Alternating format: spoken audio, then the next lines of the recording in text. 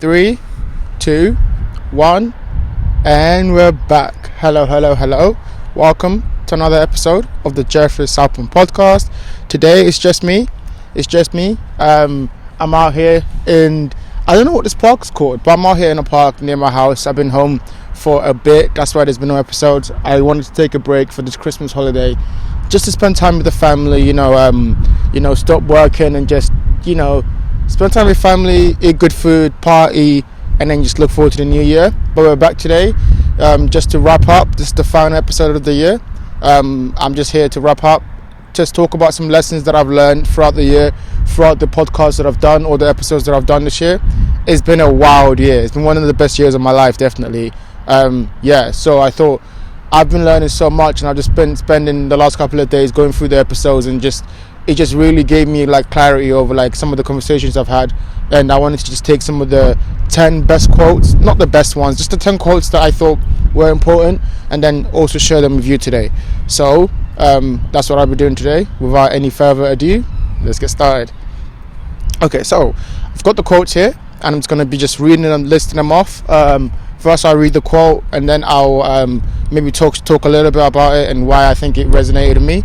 So the first quote goes like this: remove those limitations, remove the restraints, stop taking shit so seriously, be sincere in this life. Sincerity is where it's at.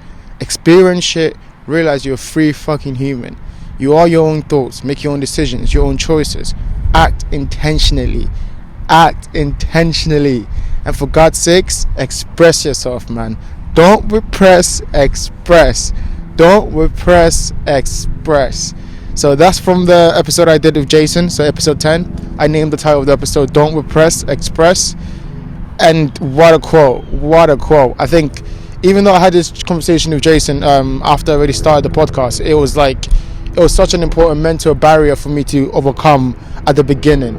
I think that's why it resonated with me so much. It was like everything that I'd done throughout the year, everything that I'd been focused on, that was where it started. It started with that. It started the realization that all I had to do was remove the constraints.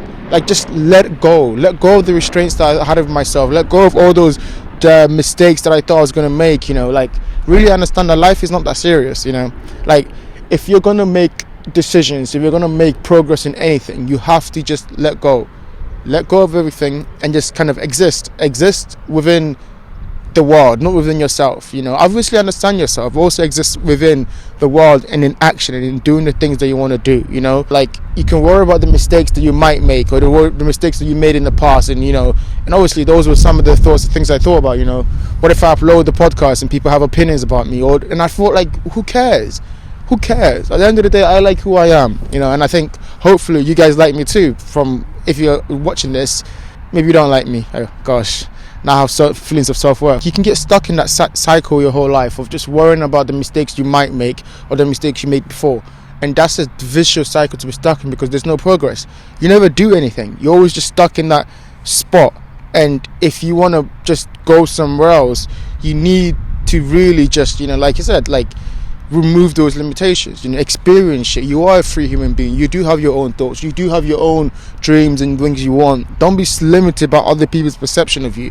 The thing that I once heard was we all live in the prisons of people's perception of us, and it's up to us not to make that perception who we are. And that's so true.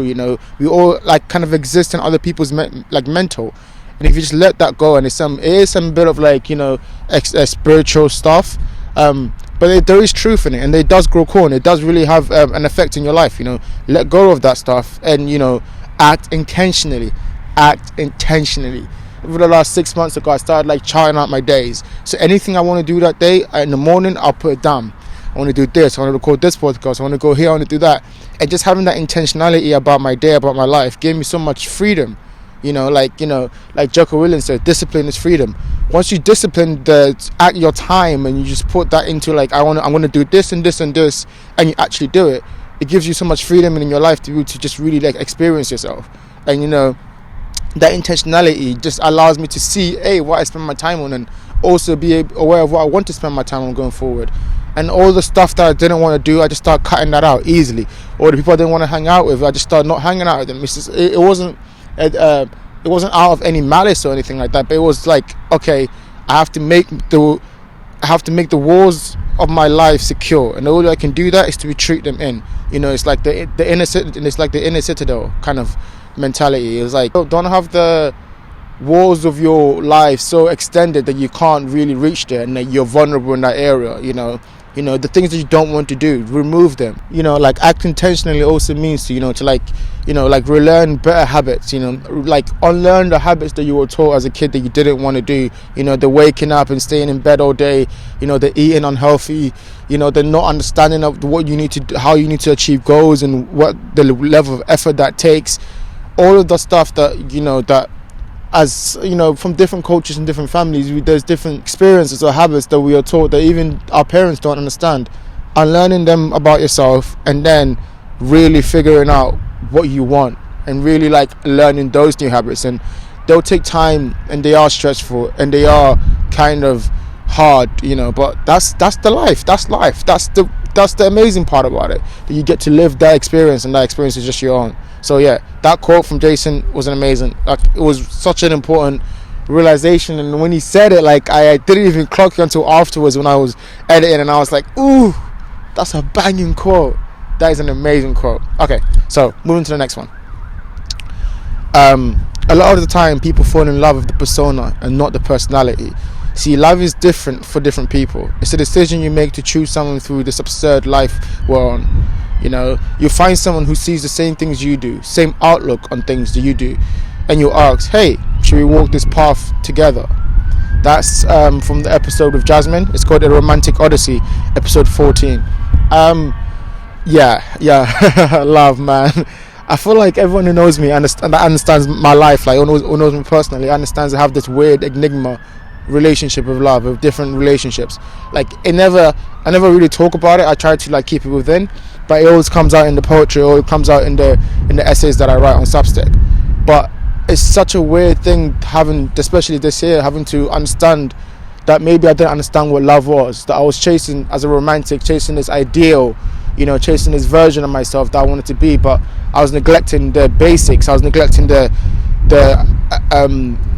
intentionality, again, come back to that word, the intentionality of that decision to go through life with someone that you care about. Like, truth be told, I feel like I feel things deeply, a little bit more deeper than other people. That's where this expressionness comes from. That's where all this time doing all of this comes from. Because I feel like I need to do this. I can't hold it within, and that manifests itself really well with love. But I never understand why it never kind of, I could never wrink it out. I could never find clarity, and I think this year, that quote, especially speaking to Jasmine, I think I said it even after she said that I don't understand what love is, that I'm still struggling with the romantic side of me, the romantic inside of me, who wants to experience the falling into the void aspect of love. That maybe there's a realization that it does need to be more mature, it does need to be more of a choice, it does need to be more of a decision, and it doesn't need to be chaotic. It doesn't have to be chaotic, just romantic. That's another quote that I really like. But yeah, I think I'm still figuring it out, and I think it's a journey, and that quote really made me understand that. So yeah. Lesson number 3: it's all about creation. It's all about getting what's inside of my head onto paper, because universes to create can be infinite. They have infinite possibility, infinite potential, infinite stories, and I think it's a shame people don't value that as much as they should. That's from the episode called Beyond Words with Rev and Kieran, episode 13. Touch on brand. Yeah, absolutely true. That's why I love hanging out with writers, man, because they seem to always, with such clarity, verbalize the things that I struggle with, the things that I might not be able to understand within myself, easily. You can apply this quote to creating anything in life. So I apply it to my writing, but also I apply it absolutely to the podcast I'm creating. There's this internalized world that we have, all of us, inside of us, where there's so much universe, there's so much potential inside of us, but we never try to inhabit that world. We never try to express that and share that with other people. And writers do that almost almost automatically. It's not something that they can actually help, but it's it's such an important thing, man. It's such an important thing. I think, like Rev said, that was her reason for being, and I think I agree too. My reason for being is self-expression in different ways. I think anything I do in life, anything I end up doing, I don't know quite yet where life will take me. You know, I'm trying to be humble, and you know, I'm trying to be aware, but I kind of have an idea why I want to go. But I'm also humble that, you know, God is the best of planners. Yeah, like I think it has to be something creative. It has to be something that allows me to inhabit the universe that infinite within myself.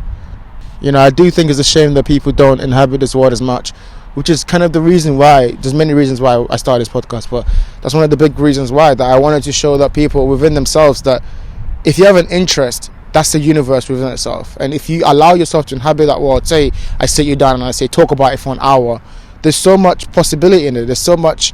It's so interesting. But when we like something, we don't understand the innate value of it. We don't understand the innate interest of it. So we just kind of do it, kind of, and then maybe not. But I'm interested in everything. So like, you just sit me down, sit me with someone else. I'm genuinely just asking questions and making them reflect, and back to them the fascinating things about the things they like, you know. And like, that's the goal of this podcast: expose the different infinite universes that people have within themselves to themselves, so they can see why they fell in love with the things that they like in the first place, and like why that matters to them, you know. And I think that's my goal. You know, I'm trying to act up the inspiration that other people have given to me. You know, I'm inspired by everyone that I know in different forms. You know, I'm trying to just, you know, give back to that in some, you know, and give back through love, that in a certain type of way. You know, and you know, I'm getting better as the days goes on. Quote number 4, lesson number 4. There's this word called ikigai, which means you do something which you enjoy, then you profit off it by turning it into a skill, meaning you end up doing the thing that you enjoy. I feel like every single person in this world is capable of the specific skill and doing what they like, but not everyone is exposed to having the resources to find that skill which they can perfect. That's from episode 8. It's called Creator of Juggle Boom Boy with Timmy Sudipo. Timmy. Love that quote, Timmy. I think to try and exist in a state, or try to find that state of ikigai, is a journey that we must all go on. You know, I completely understand the need for self-preservation and the need to provide for the family and the need to earn money, you know, and that's where you journey into this other types of job. And like, especially in London, I get that, and I actually kind of like that as part of it, you know, that you have to work and struggle, and you know, and I think you can find such amazing places. Like, I work in such an amazing place myself, but I do also think that the path to find who you are, if that's what you want, the path to true, like what life is, the meaning of life, whatever that quote means, the path to that is to kind of match those two needs, you know, because I don't know which need is more. I don't know if it's clear that the need for self-preservation and providing for your family is bigger than the need to express, is bigger than the need to find the thing that you enjoy and make money off that. And it's very hard, and it takes a lot of skill, it takes a lot of talent, it takes a lot of years.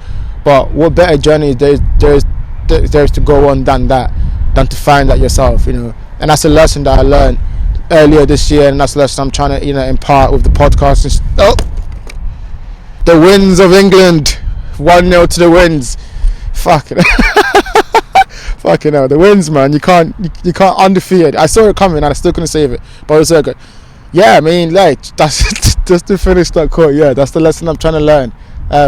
Find that aspect of that the balance between doing what you love and doing what will get you money, and like, kind of like, it will take skill, it will take time, it will take effort, but I think it's worth it in the end. And yeah, I think me and Timmy and everyone I know is definitely, but me and Timmy are definitely on that journey, and I hope that we can, you know, remain true to ourselves, like, through that. Lesson number 5: you work hard to no end until success happens. Most people do the hard work until they see someone bringing a pillow to the office. They stop just before, or they don't start in the first place. Most people are there. If you want to be successful, then it's do or die trying. That's from episode 4, The Soft Inertia of Peace with Pelham. The value of hard work. I think there are always people who remind me of stuff in life, and Pelham is definitely one of those. Is probably my best friend. He's gonna see this, and you know, he's gonna laugh at that. But no, he's probably one of my oldest friends, probably one of my closest friends. And I think whenever that we speak, he always gives me clarity. He's always giving me like understanding about the stuff that maybe I was saying parts, but he kind of like, puts it all in a nice easy say, a nice easy quote, and he's like, okay, cool, that's exactly what I was trying to say. But yeah, I think it's a reminder that I needed, working hard because of the ethic that you have. People work hard because they want other people to see them working hard. That doesn't make any sense. I definitely used to be that way too sometimes, like I'd only work hard, and then like when some person wasn't looking, I'd be like, okay, I can rest. But like, what's the point? Like, you have to understand the life force you're given to life. You're going to give your whole life. Anything you work on, there's a quote, how you work on a thing is how you work on everything. And it's true, because over time that becomes the case. You allow yourself to be the type of person who doesn't work 100% in things. And like, look at me, I'm out here in the cold, freezing cold. I was here yesterday trying to record this exact episode. Nothing was working, everything was shut down, my mic wasn't working, my phone was low battery, everything was terrible. I went home, walked home thinking, okay, cool, I have to come back tomorrow. And at that aspect of that, I wouldn't have been able to do that if that was a couple of years ago. But I think I've understood the value that comes from working hard, not in the things that you produce, but in the person that you become. No man, can understand the person they'll become in the goals they're trying to reach. I butchered that quote, but there's a quote similar to that. There's a Hormozi quote where it's like, you wanted to achieve things in life, and the things in life that you wanted to achieve would give you, fulfillment, it would give you pride, it would make you proud of yourself. You think people that you love will be happy. Did you think it was going to be easy? And it's like, what? Like, did you think it was going to be easy? And it's like, no, of course not. It's like, well, this is what hard feels like. This is what hard feels like. This is normal. So the effort that we put in, all that stuff, this is normal. Like, working hard should be normal, because the things we're trying to achieve, we know we're going to be hard. We know they're going to take time. We just keep going. Lesson number 6.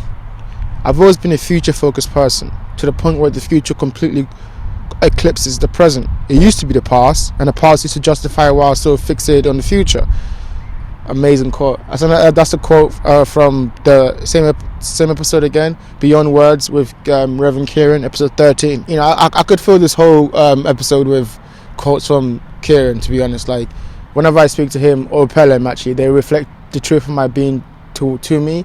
That's why I'm going to make them the first 2 episodes of next year to start the year off right.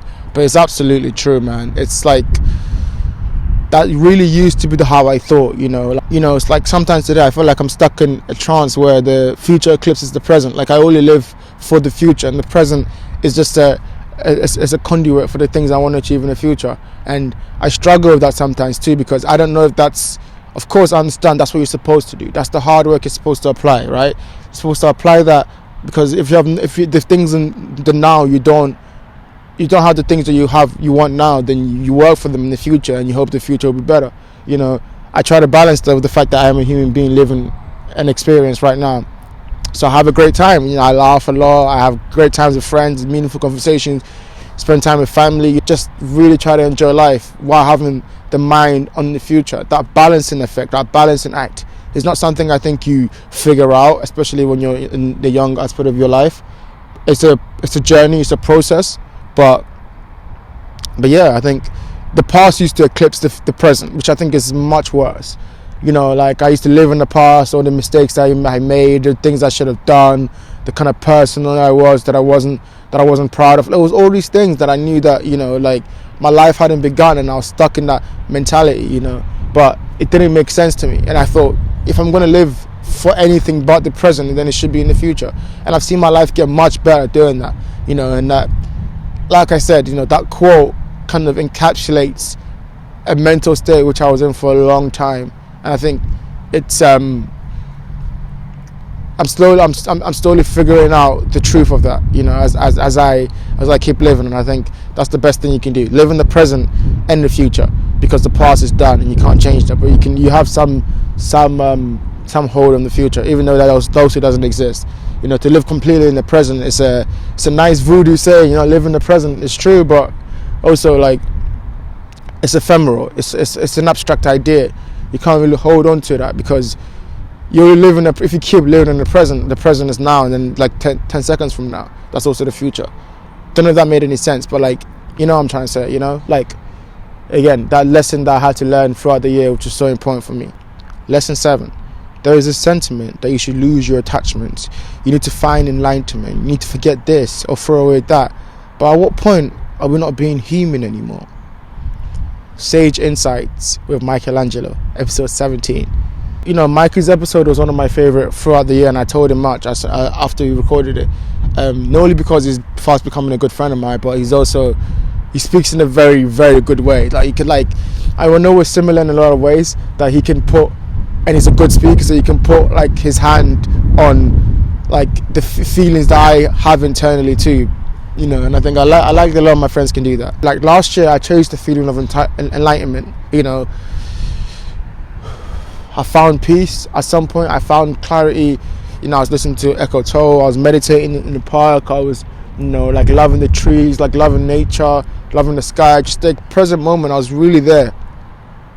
And as soon as I realized, as soon as I found, this is enlightenment, and I want to hold on to it, it left my grasp. And I think of a large part of the year before, large part of the year was me trying to find it again.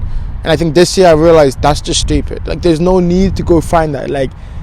It's a realization that I had that that's possible, and that's okay. But I didn't need to go find it again. Chasing enlightenment is okay, but you don't need that always. Sometimes you just need to just enjoy life. And as Mikey said, forgetting all these things, letting go of attachments. At what point are we not human anymore? At what point are we not acting true to ourselves, true to what we want in the moment, true to what we want, not just in the moment, because that might be not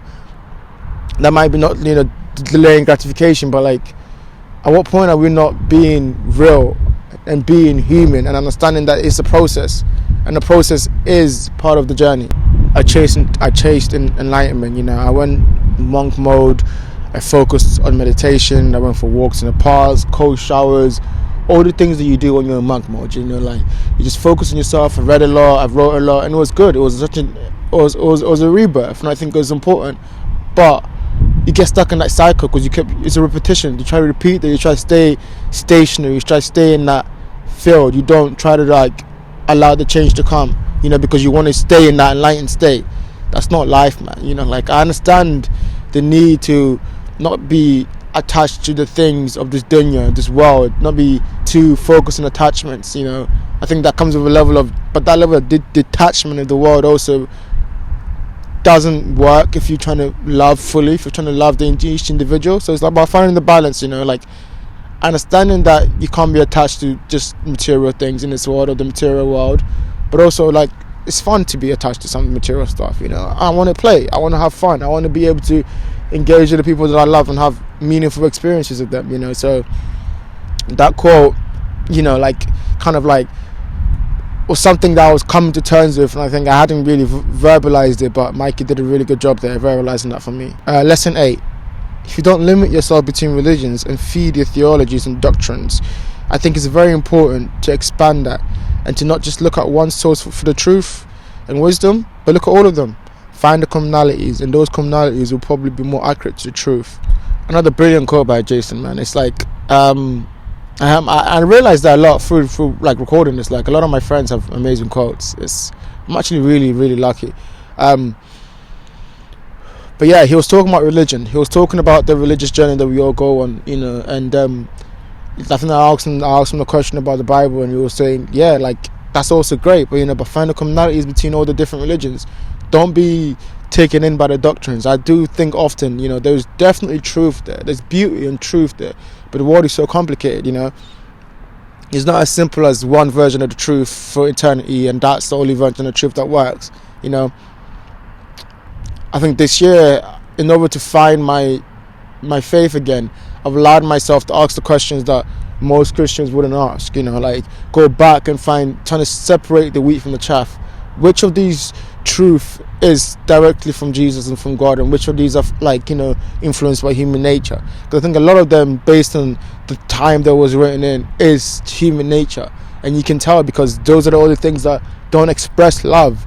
They don't talk about love. They don't talk about loving people. They talk about ostracizing people from the community or doing this, or it's based out of fear, and I don't think that's right. And I'm finding that, come to terms with that kind of helped my faith.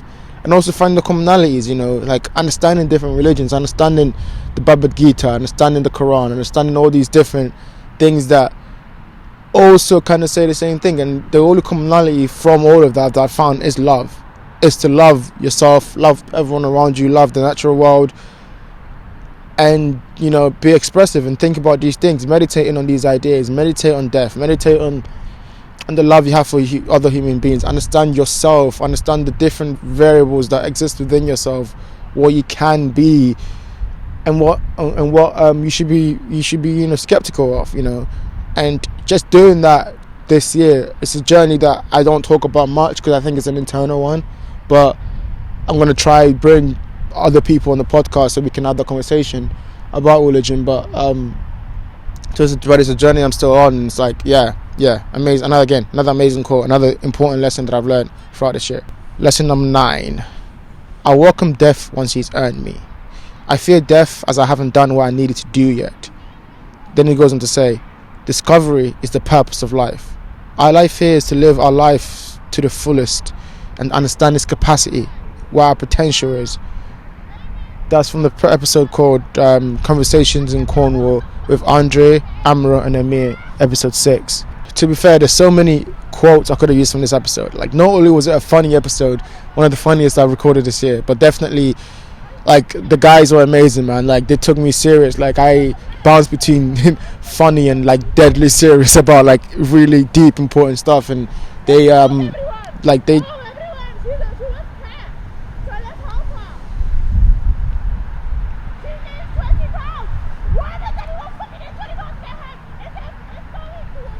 yeah, she's losing her mind, bro. That's crazy. Welcome to London. Yeah, like, not only were the guys able to take me seriously when I asked serious questions, but they also, like, had amazing, like, funny moments throughout the episode. So definitely check out the episode. I'm really proud of that one. But yeah, my favorite quote from the episode definitely was Amir. I think he was quoting God of War, so I'm quoting Amir, quoting God of War. So it's like quoteception over here. But yeah, he was quoting God of War for the first part, like, I welcome death once he's earned me. It's like, oof, that's true, bro. Death comes for us all. I've said this many times. I think a lot of my friends, everyone who knows me knows that I want to know, like, a meditative of death, a momentum mirror, like a couple, like during last year. It was such an important time because you have to meditate on death. There is a time when you're going to die. That's what kind of puts the battery in my back to do the things that I do every day. Not to get wallowed in the procrastination or the, self, like the lethargy that, that comes with, like, life and comfort. It's like, no, don't, surf inertia of peace again. Don't get caught in the surf inertia of peace. I think in death, realizing death comes for us all really does that. And I welcome death once it's earned me. I definitely don't want to die, but I don't think and there's a large part of the reason for that is because I haven't done the things I wanted to do. I haven't done the things I think God put me on this earth to do. And yeah, that's true. And I think our life is meant to discover. It's meant to be done to live our life to the fullest, to find out the capacity in life. I think over the last year I always ask people what's the meaning of life, and I think that's not the right phrasing of it. As I said in the Search for Meaning, like by Viktor Frankl, it's like the question isn't what is life meaning for you. It's like, what is your meaning for life? Like, life asks questions of us instead of the other way around. We don't ask questions of life. Life asks questions of us, and how we answer is the meaning of life. Life puts you in a situation that's messed up. What are you going to do about it? Are you going to submit? That's the meaning of your life. Are you going to overcome that and become better, become the best version of yourself, and allow yourself to be inspired and, work hard and live to the fullest and find out what your true potential is? So yeah, that's something I definitely learned over the course of the year, and that quote really encapsulates that. Lesson 10: life goes on and I have no enemies. Another quote from Sage Insights with Michelangelo, episode 17. The realization of all realizations, the one that best encapsulates the freedom I'm starting to feel with life. A lot of the time, I think we all do this, but we all struggle internally, and sometimes I still do, but it's way less now because I've kind of had an acceptance to it. I think perception is reality. Like, no matter the conversations I have with myself, no matter the things I feel like I still need to do, life goes on and I have no enemies, not even myself. You're not an enemy of yourself. You're your friend, as Rumi would say, your closest friend. So understanding that and being happy with that and finding comfort in that is so important. And I've really done that this year, that, you know, my life does go on, and everything that's happened to me, I've woken up the next day and I've gone through life, and I'm still happy, I'm still here, I'm still very, very grateful to be here, you know. And like, yeah, it's such a beautiful statement. Again, he's quoting Vinland Saga, but I think the way he phrased that in that episode was so important, because he further expands on that a bit later also in the episode, but yeah, it's so true. Life goes on and we have no enemies, you know, like, we're all here to help each other go home, you know, we're walking each other home. I get to do all of these. I get to have all these people as my friends. I get to sit out here in this windy wind and the sun on my face and the cold hands that I have, and this experience, this is what it is about. This is life, you know, like, being like not here, being dead and being inside and cold and under a blanket, that is not life for me anymore. You know, this is life. And, you know, there's many people I haven't introduced to this podcast. There's many friends that I have that I'm so grateful to have all these people, and like, I'm definitely going to do that next year. So like, because I learn even from them always, and I learn from these people in real life, but it was good to get them on the podcast, because then hopefully you could see also for yourself the kind of life that I live, you know. And it's like, I'm so grateful for that, you know, like, I'm so happy. And as I say that, the sun blurs in my eyes, you know, so that's a message from God. And to end, I want to leave you over a quote from a book from Albert Camus. And even if it doesn't encompass my whole feeling, you know, like, I feel deeper emotions and more emotions than this, it's still kind of like, it ping-pongs the relationship I've had with myself over the last year, going from 0 to 1. The experience of that kind of like energy that I've had to create, the momentum I've had to create, the hard work and persistence, and how I feel about all of that hard work that I've done, especially on this podcast, but also in my life. It goes like this: the struggle itself towards the heights is enough to fill a man's heart.